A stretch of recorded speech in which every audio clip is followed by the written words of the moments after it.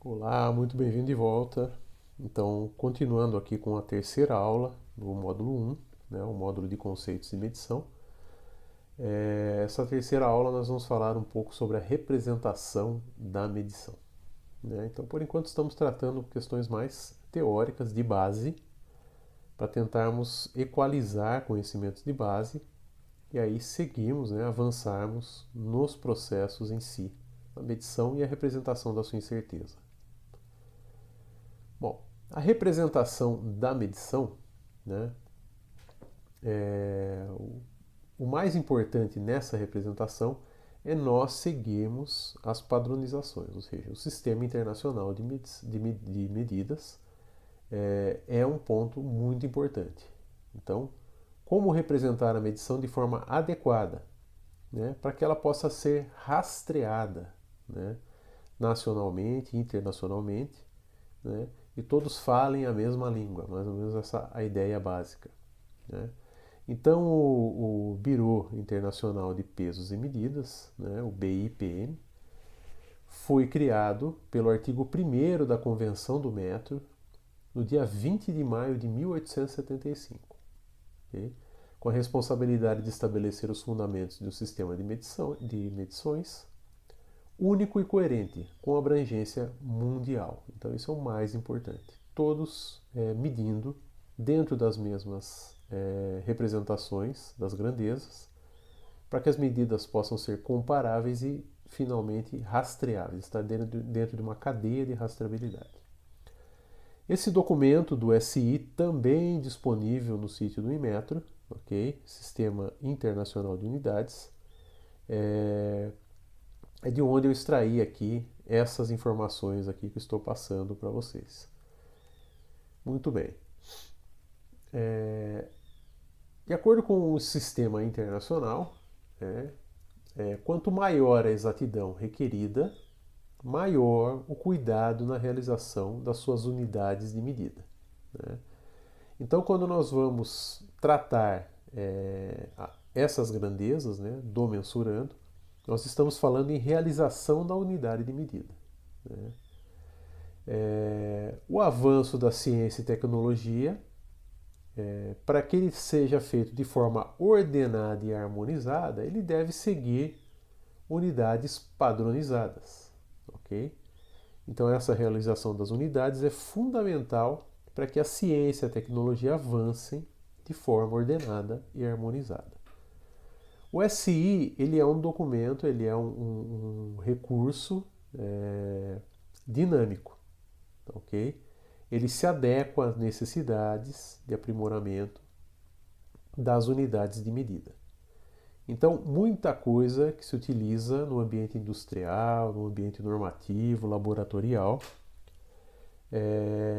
muitas vezes segue por um jargão, por uma prática de uso, em unidades que não estão atualmente no SI, ou que há tempos atrás não estavam no SI. E com isso, o que o SI faz? Ele abre para essas grandezas especiais, mas ele tem as suas grandezas fundamentais, né? Então, temos aí o que nós chamamos de unidades base do SI. 7 grandezas de base, né, estão no SI. A grandeza comprimento, né, pode ter diferentes símbolos, ok, de comprimento, como L, H, R, X. A unidade é o metro e o símbolo da grandeza, né, no metro é M minúsculo. A massa, que normalmente tem simbologia de utilização M, né, tem unidade de quilograma e o símbolo Kg, tudo minúsculo, né? Então a questão do quilograma ele já herda aqui um indicador decimal, tá, ok? Ele é a única exceção que já herda o quilograma, porque é uma adaptação daquilo que já é utilizado na sociedade há muito tempo e consagrado. Tempo, duração, né, normalmente indicado, né, o símbolo, que nós vamos ver onde? Em artigos científicos, em normas, né, como T maiúsculo, ok? Com unidade de segundo, né, e símbolo S minúsculo. Corrente elétrica, normalmente notada como I, maiúsculo ou minúsculo, na unidade ampere, ok? E símbolo A maiúsculo. Temperatura termodinâmica. Então, a temperatura, que também é T maiúsculo, assim como o tempo, normalmente citado assim na literatura, de unidade Kelvin, ok? E de símbolo K. Então, na unidade base da temperatura do SI, temperatura está em Kelvin, ok? Quantidade de substância, né? IV aqui, normalmente dado em mol, né? De símbolo mol também. Intensidade luminosa, né? De símbolo N, dado na unidade candela, símbolo CD minúsculo. Dessas grandezas fundamentais, aí, das 7 grandezas bases, nós temos grandezas derivadas, né? E correspondem às respectivas unidades derivadas, né? Alguns exemplos estão aqui, tá? Vamos falar de alguns aqui, por exemplo, área, né, de símbolo A, que utilizamos o metro quadrado, né? Então, m ao quadrado, o metro cúbico para indicar volume e assim por diante, ok? São definidas aí, são aceitas como grandezas e definidas como grandezas derivadas no sistema internacional, tá? Então aqui nós temos volume, velocidade, aceleração, massa específica, campo magnético e luminância, tá? Então essas são as grandezas definidas no SI como derivadas, tá bem? E temos as grandezas especiais, são nomes especiais aprovados pelo Sistema Internacional de Unidades, né? E essas grandezas especiais estão naquele documento principal e também constam num documento, né, num resumo do SI, que é um documento do próprio Inmetro, ok? Esse documento aqui, que um resumo do sistema de unidades, né, que é uma tradução de um documento publicado pelo BIPM. É interessante o resumo, né, porque ele simplifica para nós um texto que realmente é muito longo e cheio de detalhes dentro do documento principal do SI. Tá? Como dito anteriormente, essas grandezas especiais elas foram sendo desenvolvidas, foram sendo realizadas de forma a harmonizar processos, né? E essas grandezas especiais também, elas são originárias aí do uso corriqueiro, né, habitual de trabalho, né, e a familiaridade, né, tanto nas aplicações mais técnicas, como também muitas vezes vindo da familiaridade com o uso na sociedade.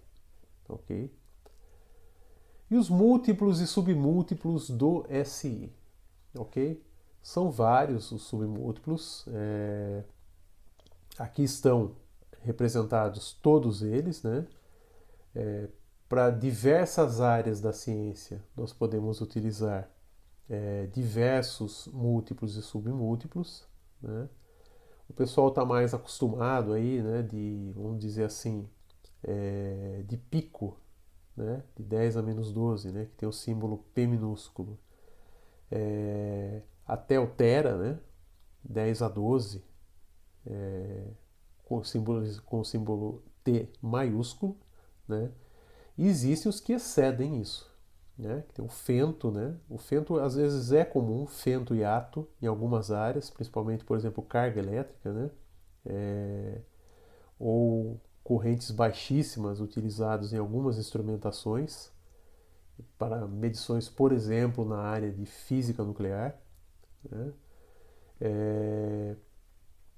E áreas que excedem o tera, né? Que podem também ser detectadas na ciência. Mas mais basicamente nós trabalhamos aí entre pico e tera, ok? Ou às vezes em fento a tera. Tá? Esses são os símbolos para cada uma dessas unidades. Tudo isso está no SI e também no resumo do SI. E lembrando sempre da exceção, né, na unidade de grama, que já tem atrelado o quilo, né, que é uma unidade de 10 a terceira, o quilo, K minúsculo. Então essa exceção para designação de uma unidade da grandeza massa, ela já é dada em quilograma. Então ela já incorpora um fator de 10 a terceira na sua representação. E unidades fora do SI em uso com o SI. Então o SI também permite aí, habilita o uso de algumas unidades que estão fora do sistema internacional. Tá? Como o tempo em minuto, hora, dia, isso não está no SI, mas é do uso geral. O ângulo em grau, minuto, segundo, ok? A área em hectare, né, pode ser utilizado aí em algumas áreas da ciência. O volume em litro, né, que tem símbolo tanto L minúsculo quanto maiúsculo, né? É até preferível por alguns pesquisadores, alguns trabalhadores técnicos utilizarem o L maiúsculo para não haver confusão do L com o I, do L minúsculo com o I maiúsculo, ok? E a massa, né, em tonelada, que seria 10 a terceira quilograma, né? Ou 10 a sexta grama, mas é 10 a terceira quilograma, porque a convenção da massa já é em quilograma. Então, existem algumas unidades que estão fora do SI, mas que acabam sendo usadas, né, derivando-se de grandezas do SI. Tá legal? Então, por exemplo, aqui, né, segundos, que está no SI, para calcular tempos em minuto, hora. Os radianos, né, que podem ser convertidos aí para grau, minuto, segundo. O hectare, que pode ser uma derivação do metro quadrado. O litro, né, de um volume em metro cúbico. E a tonelada, uma derivação do quilograma. Ok? Ou seja, você usa o SI para representar uma unidade fora do SI. E existem também as unidades que podem ser obtidas experimentalmente e são divididas no SI entre unidades em uso com o SI, como a gente acabou de ver, por exemplo aqui eletronvolt com símbolo EV e valor de unidade SI de 1,60217, um número enorme aqui, né, em joule. Ok? Unidades naturais, como a velocidade da luz no vácuo, com símbolo C0, né, em unidades de SI, que daria algo em metro segundo exato aqui, não há incerteza aqui, isso aqui é uma designação exata. Unidades atômicas, né, que tem massa do elétron, né, com símbolo ME minúsculo, em valores de unidade do SI, que dariam algo muito pequeno, a 10 a menos 31 kg. Ok? E aqui novamente, né, representado de uma forma um pouco diferente, entre parênteses, a incerteza, né, ou seja, que pesa sobre essas dois últimos algarismos significativos da representação da unidade. Aqui é a mesma coisa. Então, ao invés de aparecer simplesmente separado o número 16, ele aparece aqui entre parênteses. Essa é uma possibilidade de utilização de representação de incerteza. Pois bem, então, bastante teoria, né? Mas, como eu disse, é uma forma de equalizarmos os conhecimentos e nos vemos na próxima aula para avançar no curso. Obrigado.